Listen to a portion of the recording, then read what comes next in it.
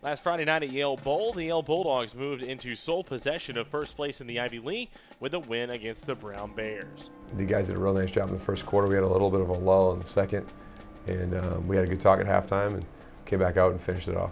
It was a good game for us. It was a good win, but it was definitely a game where I felt like we left some yards out in the field. We had some missed opportunities, unfortunately, as an offense.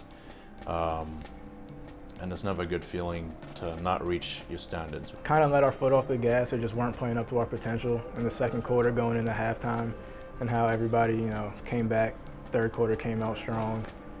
And it would have been nice to keep the shutout, but no game's perfect, so you just learn from mistakes and try to correct them for this week. This weekend, Yale turns its attention to Princeton, its oldest rival, who challenged the Elis for the 140th time. Anytime you play someone for 140 years, there's a significance in the game.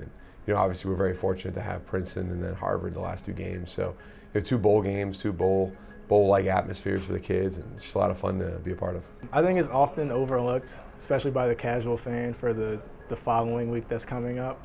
But it just means a lot of history, a lot of tradition between the two. It's just meaningful, especially when you put it in perspective. Like, there's 145 Yale teams so far. There will be more to come. And everybody who's played in this game kind of remembers each one, I feel like. Despite their recent losses, the Tigers may have the most high-octane offense in the Ancient Eight. Looking at statistics, obviously they pass the ball well. Their receivers and quarterbacks have top numbers in the league. So we're going to have to rely on our whole defense. Our defensive coordinator kind of says it, stop the run with 11, stop the pass with 11. They're a really good defense. They throw a lot of different looks at you. They just move around a lot as a defensive line as well.